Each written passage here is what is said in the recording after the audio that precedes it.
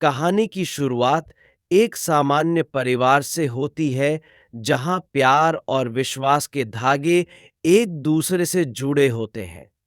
लेकिन एक दिन अनुषा की एक हरकत ने सब कुछ बदल दिया। यह कहानी न केवल रिश्तों की जटिलताओं को उजागर करती है, बल्कि यह भी दिखाती है कि एक छोटे से धोखे का परिणाम कितना बड़ा हो सकता है।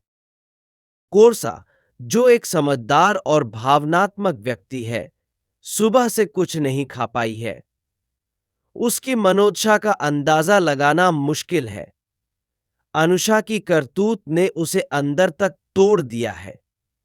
घर में माहौल तनावपूर्ण है और हर कोई इस स्थिति को महसूस कर रहा है।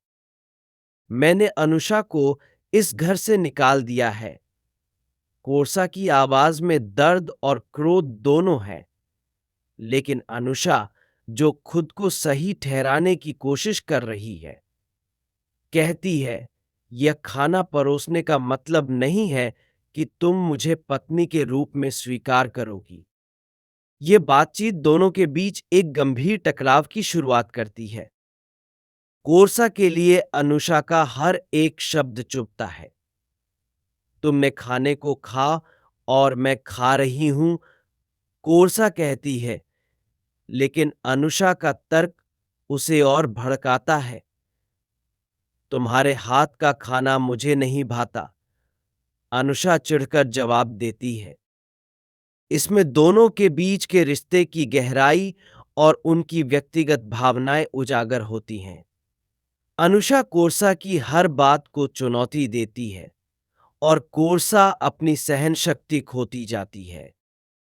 अनुषा की नाराजगी अब बदले की भावना में बदलने लगती है। वह सोचती है कि उसे अपनी खुशियों का बदला लेना है। मैं तुझसे सारे खुशियां लूंगी, वह कोर्सा को चेतावनी देती है। अनुषा की सोच में प्रतिशोध की भावना गहराई से बसी हुई है। यहां से कहानी में एक नया मोड़ आता है। अनुषा अपने अपमान का बदला लेने की योजना बनाती है, जिससे वह और भी आक्रामक हो जाती है। एक दिन जब कोर्सा और अनुषा के बीच की लड़ाई अपने चरम पर पहुंच जाती है, अनुषा एक योजना बनाती है। वह धोखे से कोर्सा को तलाक के पेपर पर साइन करवा लेती है। यहां साइन कर दीजिए, वह कहती है, लेकिन कोर्सा का विश्वास टूट जाता है।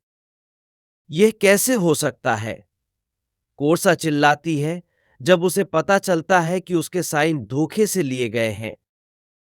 जैसे जैसे कहानी आगे बढ़ती है, कोर्सा और अनुषा के रिश्ते में दरार और गहरी होती जाती है। वे दोनों अपने अपने तरीके से दर्द को सहन कर रहे हैं। कोर्सा अपने दिल के जख्मों को छिपाने की कोशिश करती है, जबकि अनुषा अपनी गलतियों का एहसास करने लगती है। अनुषा का दिमाग तेजी से काम कर रहा था। वह जानती थी कि दासी को इस हवेली से बाहर निकालने का यह सही समय है।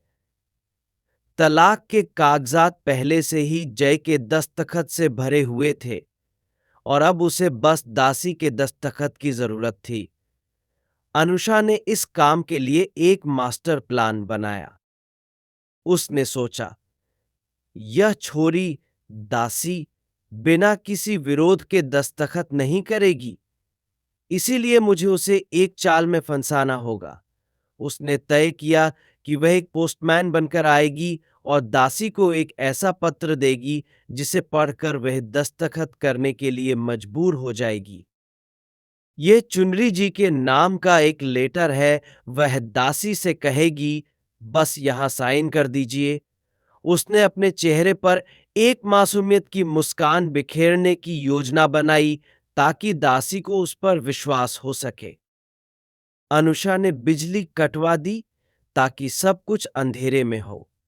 जब बिजली गई तो दासी घबरा गई और उसे समझ नहीं आया कि क्या करना है। अरे, बिजली चली गई, दासी ने कहा। अब मैं कैसे साइन करूंगी? अनुषा ने उस मौके का फायदा उठाया। कोई बात नहीं, तुम बस यहां साइन कर दो। उसने चुपके से कागजात निकाल लिए और दासी से दस्तखत करवा लिए। दासी की आंखों में असमंजस था, लेकिन वह अनुषा के चेहरे पर विश्वास देखकर साइन कर गई। जैसा आपने कहा था, मैंने पेपर साइन करवा दिए हैं, अनुषा ने खुशी से कहा। उसे इस बात का गर्व था कि उसने अपनी योजना को सफलतापूर्वक अंजाम दिया। अब तो दहेज दासी को इस हवेली से बाहर जाना ही पड़ेगा, अनुषा ने अपने दिल में सोचा। रिश्ता खत्म हो गया है तो उसके पास कोई हक नहीं है। लेकिन दासी ने हिम्मत नहीं हारी। उसने अनुषा से कहा, आपने हमारी दोस्ती को धोखे से तोड़ दिया है। मैंने हमेशा ईमानदारी से रिश्ता निभाया। आप इस रिश्ते को खत्म करने के लिए धोखे का सहारा ले रही हैं। अनुषा ने उत्तर दिया, रिश्ता खत्म हो गया है तो अब तुम्हें चुपचाप अपना सामान बांध लेना चाहिए। दासी ने कहा, मैं यहां दासी बनकर आई थी और यह हमारी कड़ी मेहनत का परिणाम है।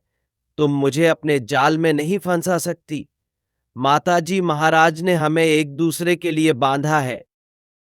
दासी ने कहा, तुम्हारे द्वारा किए गए इस धोखे से मैं नहीं डरती। जिस धोखे से तुमने इस रिश्ते की शुरुआत की थी, वही अब इसका अंत कर रहा है। उसने अपनी मांग में सिंदूर की ओर इशारा करते हुए कहा, यह हमारे रिश्ते की पहचान है, इसे कोई नहीं तोड़ सकता। अनुषा ने महसूस किया कि स्थिति उसके नियंत्रण से बाहर जा रही है। दासी की बातें उसके दिल को छू रही थीं। उसने सोचा कि अगर वह इस रिश्ते को बचाना चाहती है, तो उसे और भी धोखे की जरूरत होगी। अब तुम किस झूठ का सहारा लोगी? दासी ने अनुषा से पूछा। क्या तुम इस रिश्ते को बचाने के लिए एक और धोखे का सहारा लोगी?